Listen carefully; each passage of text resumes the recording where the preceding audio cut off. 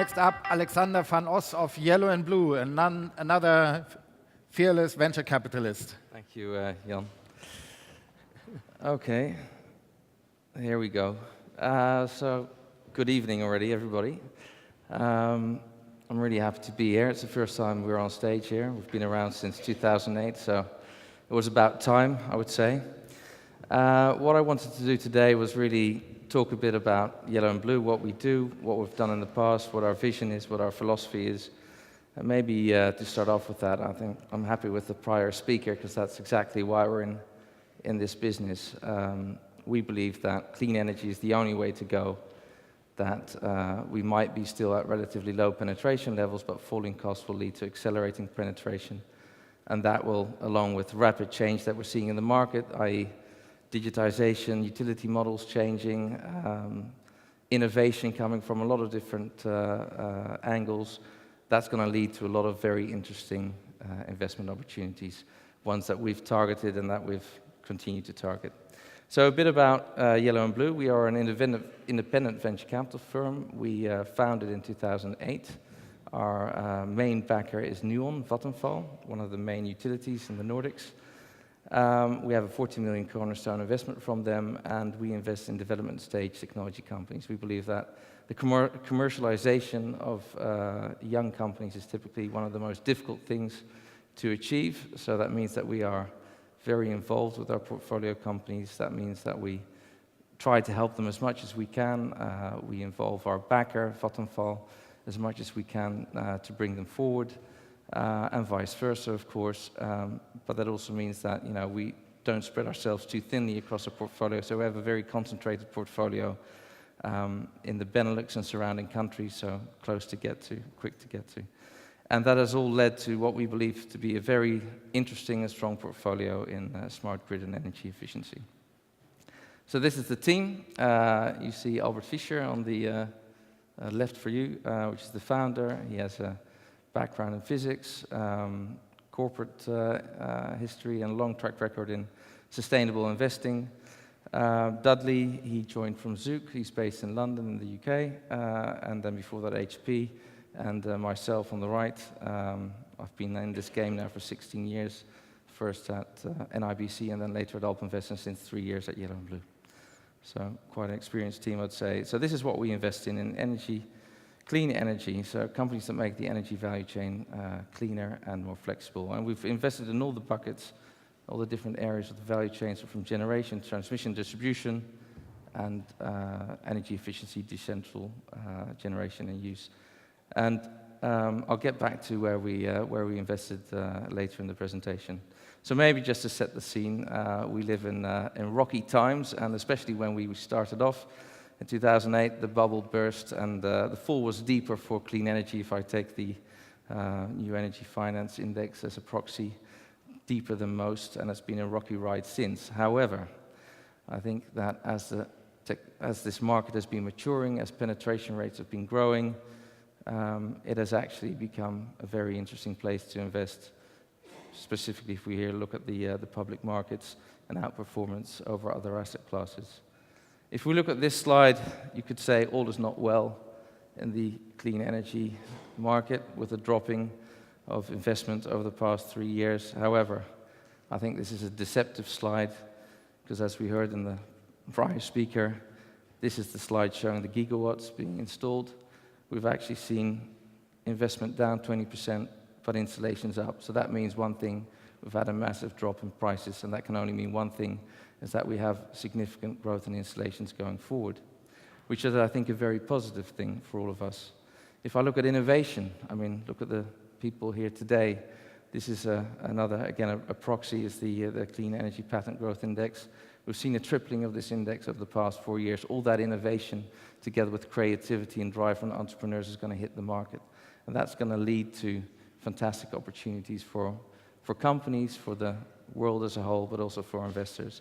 So this is where we are. We think that penetration is going to increase rapidly, costs are dropping, regulation is becoming more irrelevant, thankfully, if costs drop quickly. We see hybridization of transport in the years to come. Every new power plant, we think, will have some kind of hybrid drivetrain in there. Traditional utility models, I mean, we are closely involved with one of them. We see that firsthand, are under threat. New people are coming in. Again, opportunities for different parties. And we see M&A activity increasing. The broader market, of course, but also here in our own portfolio, we've seen Entelios being acquired a couple of months ago. We're very happy with that, of course. So what are we looking for? Our needle in the haystack. We're looking for companies, it can be either technology companies, it could be service companies that impact carbon reduction. It could be in totally new areas, so Entelios maybe is an example of that. They carved out a new area in Europe. It was happening in the US already. They've developed that. They've been able to successfully sell it to the market leader ultimately. But we also target improvements in existing value chains. And Romo, which is presenting right after me, is an example of that, where we think there's a very large, very interesting installed base that can be made more efficient, and that will be valuable for all people in the market. Of course, we're looking for capital efficient business models. Clean tech companies, especially when it's hardware related, can tend to become very expensive to fund, and we need to find companies that are within the limits of our fund, or we can support together with other investors, but also that are within reason for what you can ultimately earn from that company when an exit comes along. So that's very important for us. Sustainable competitive advantage, I think that's for everybody. Strong core teams. I say core team because typically in all our portfolio companies, we help them with strengthening and getting the right people into that team. And strategic flexibility. Typically, the business plan that you have at the beginning is completely different from the business model that you end up in. So we need companies and also technologies and business models to be able to be flexible to accommodate that change if something doesn't work. And I think finally, the most important point is that we need to have a personal fit between our team and the company to work together, not only in the good times, but especially in the bad times, which, with the ups and downs in venture investing always come along. So let me just press the button. This is what we've done so far, and I'll, in my remaining seconds, briefly go through the different companies. So a nice mix of smart grid, energy efficiency, and other technologies in a different range of countries. So let's start off with Roma Wind. Roma will be presenting right after me, so I won't spend too much time on Roma, but it's a very interesting wind measurement technology which enables a lot of different optimization business models. Topel Energy, it's a torrefaction company upgrading biomass from multiple uses. We have the biggest plant in Europe commissioned last year. We're out now trying to find a strategic partner to further commercialize this technology. It's a very interesting company and technology. Trigen, Dutch company, waste heat recovery, ORC, very efficient. We can increase the efficiency of gensets, but we can also increase the output, whatever model. Very high returns on investment if you buy the technology, now installed in over 10 different countries in multiple applications. Locomation, our most mature company in the portfolio, I would say the smart grid company. It's right at the core of distribution networks, automating substations, allowing integration of renewables, a very innovative way of monitoring and controlling your grid. Cuculus, a German company, very strong technology, allows you to roll out smart meters, advanced meter management, meter data management, and working with 35 customers now to manage their rollouts. Vayon, I think if you didn't see Shane's presentation in the earlier session, it's our latest addition in the portfolio, and we're building a group here that has a lot of experience and knowledge around hybridization of vehicle systems. Very interesting company. And then finally, I think, Entelios isn't here this year, but I've been here quite often.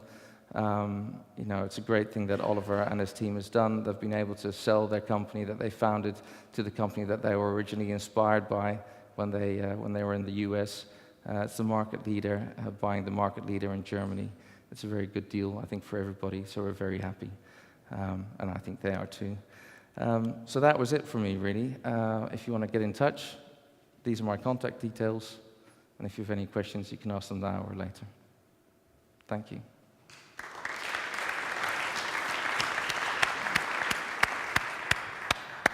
And I just learned yesterday that Entelios was working with a company to help them find the right buyer. And these the two companies met at Ecosummit 2012. Great, and they're here today as well. It's Yeah, Lincoln. Lincoln, yeah. Okay, so give me an example about a bad time, a really bad situation, and dear. the last time you found a good solution with a startup company. I think every company has its ups and downs. We have examples where founding teams don't get along together anymore, and we solve that. And we did that in one example, did that very efficiently and quickly, and no hard feelings, and get the company moving again. That is an example. Even Intelios had the example that their business model wasn't working, so we needed to flip it around. And Oliver Stahl, I think it's a great credit to him that he was able to do that, keep everybody on board, and ultimately make a business model which was successful and interesting to buy for somebody else. Are you planning to do another investment this year? Well, within the portfolio, definitely we have a number of companies that are going out and have, on the one hand, buy and build strategies, and on the other hand, further growth. So at the moment, I think we're focusing mainly on the portfolio.